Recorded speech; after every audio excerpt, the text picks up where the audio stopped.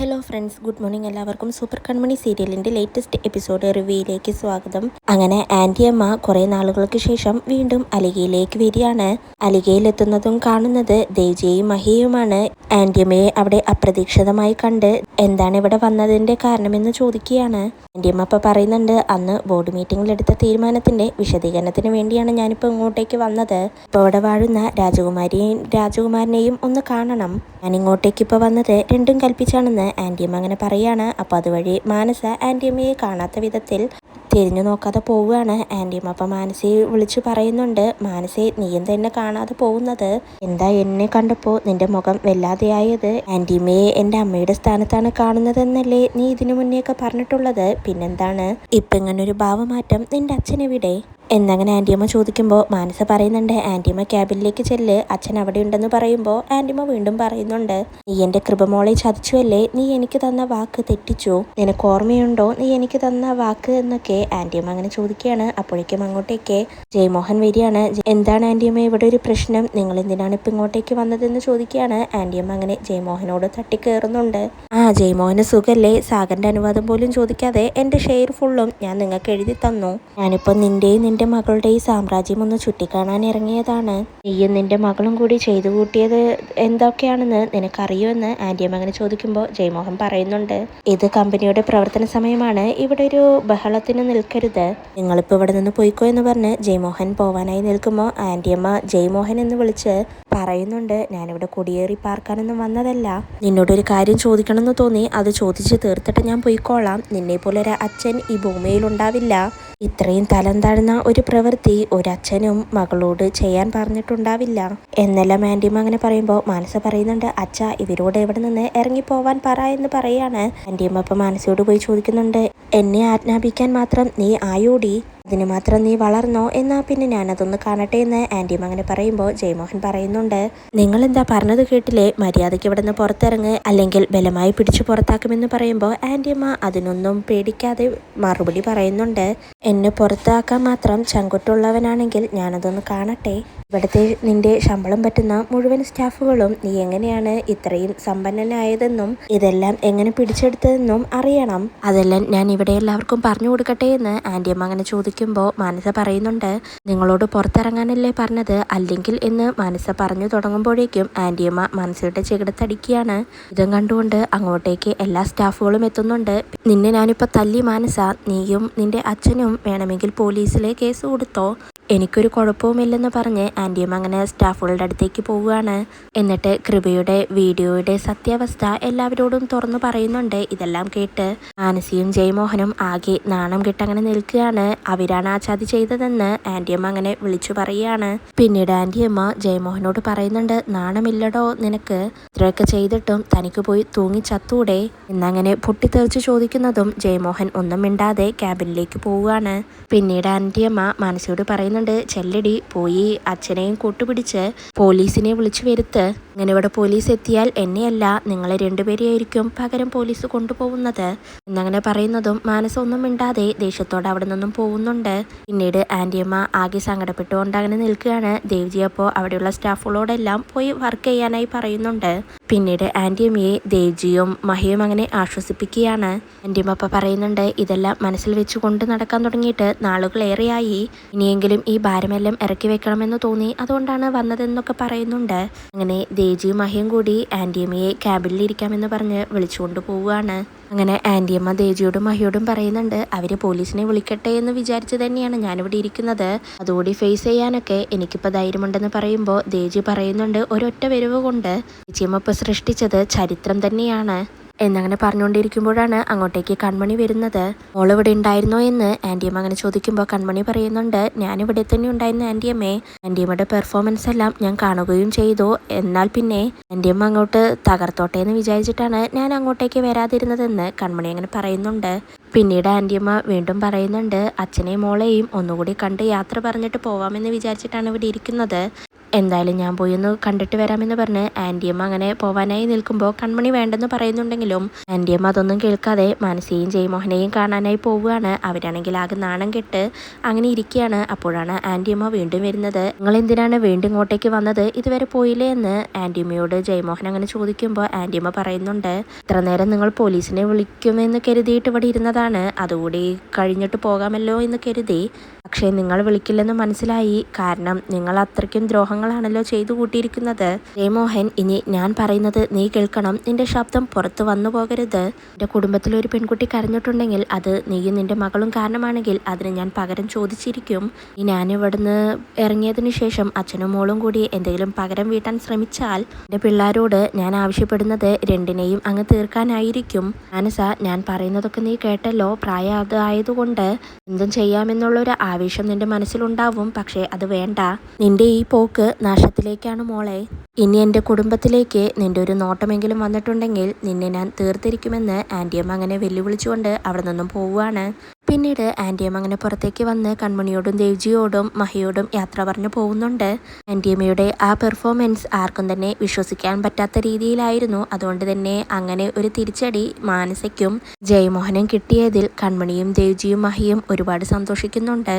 പിന്നീട് രാഹുലും സാഗറും കൃഷും എല്ലാവരും കൂടി ബിസിനസ് ചർച്ചകൾ കഴിഞ്ഞ് തീരുമാനമെടുക്കുകയാണ്. ഈ ആഴ്ച തന്നെ പുതിയ കമ്പനി ലോഞ്ച് ചെയ്യാമെന്ന് അവരങ്ങനെ തീരുമാനിക്കുന്നുണ്ട്. ഇനിയുള്ള എല്ലാ കാര്യങ്ങളും ഞാൻ നിങ്ങളിലേക്ക് വിട്ടു തന്നിരിക്കുന്നു. നിങ്ങൾ അതുപോലെ എന്താണെന്ന് വെച്ചാൽ തീരുമാനിച്ച് ചെയ്താൽ മതിയെന്ന് രാഹുൽ അങ്ങനെ അവരോട് പറയാണ്. പിന്നീട് അങ്ങനെ രാഹുൽ എല്ലാവരോടും യാത്ര പറഞ്ഞ് അവിടെ നിന്നും പോകുന്നുണ്ട്.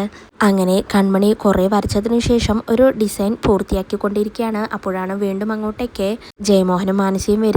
ആ ഡിസൈൻ വാങ്ങി മാനസ നോക്കി അത് ചുരുട്ടി കളയുകയാണ്. ഇതുവരെ കൃത്യമായി നിനക്കൊരു ഡിസൈൻ വരയ്ക്കാൻ കഴിഞ്ഞില്ലേ കൺമണി, പിന്നെ എന്തിനാണ് നീ ഇത്രയും കാലം ഇവിടെ ജോലി ചെയ്തത്?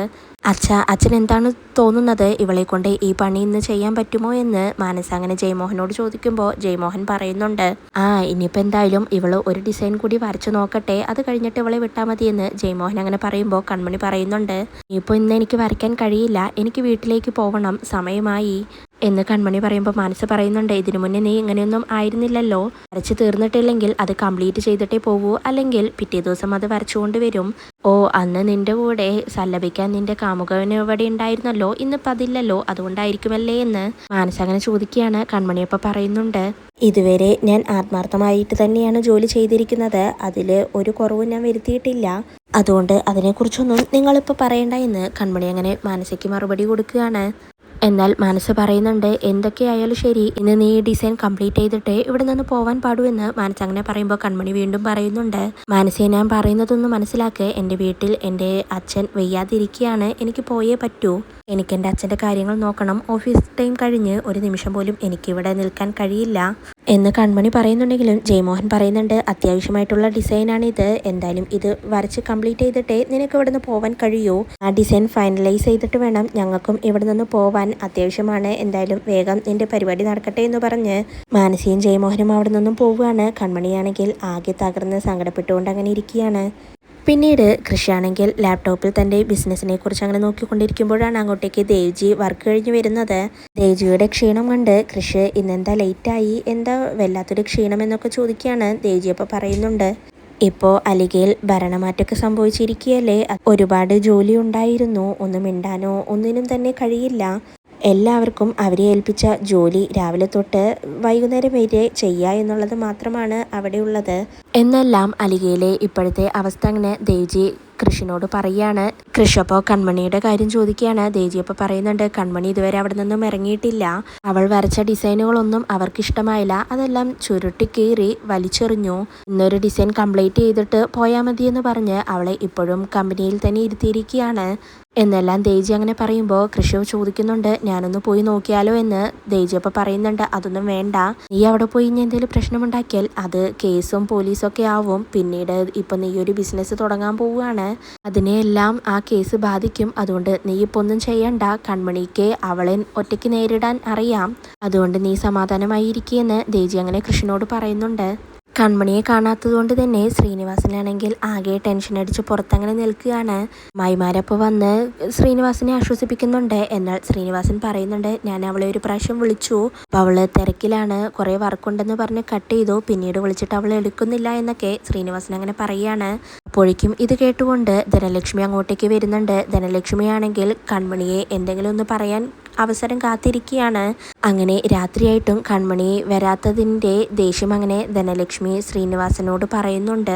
നിങ്ങളെല്ലാവരും അവളെ അഴിച്ചു വിട്ടിരിക്കുകയല്ലേ, അതുകൊണ്ടാണ് അവൾ ഈ സ്വഭാവം എടുക്കുന്നത്, ഇനിയിപ്പോൾ ഒന്ന് രാത്രി വന്നാൽ വന്നു എന്നൊക്കെ ധനലക്ഷ്മി അങ്ങനെ കൺമണിയെക്കുറിച്ച് മോശമായി പറയുകയാണ്. എന്നാൽ ഇതൊന്നും കേട്ട് നിൽക്കാൻ വയ്യാതെ അമ്മായിമാർ രണ്ടുപേരും ധനലക്ഷ്മിയുടെ കഴുത്തിന് പിടിക്കുകയാണ്. എന്നിട്ട് ഇനി മിണ്ടിപ്പോവരുതെന്ന് പറയുന്നുണ്ട്. അങ്ങനെ ധനലക്ഷ്മി ഒന്നും മിണ്ടാതെ പേടിച്ചുകൊണ്ട് അകത്തേക്ക് പോവുകയാണ്.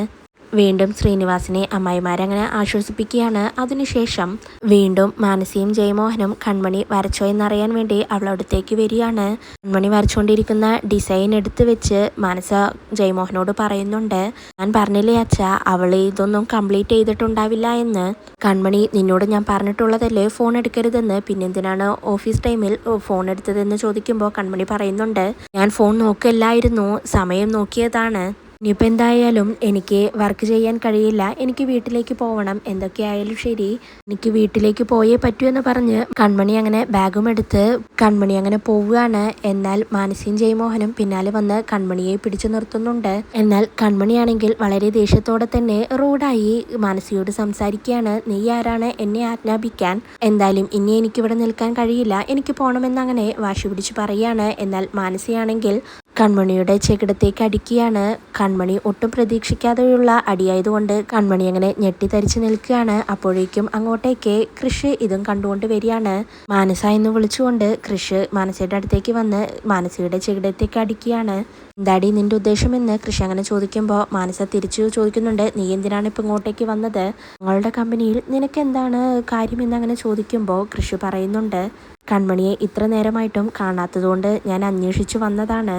ഇനി എന്തൊക്കെയാണെങ്കിലും ശരി, ഞാനിപ്പോൾ കൺമണിയെ ഇവിടെ നിന്ന് വിളിച്ചുകൊണ്ട് പോവും.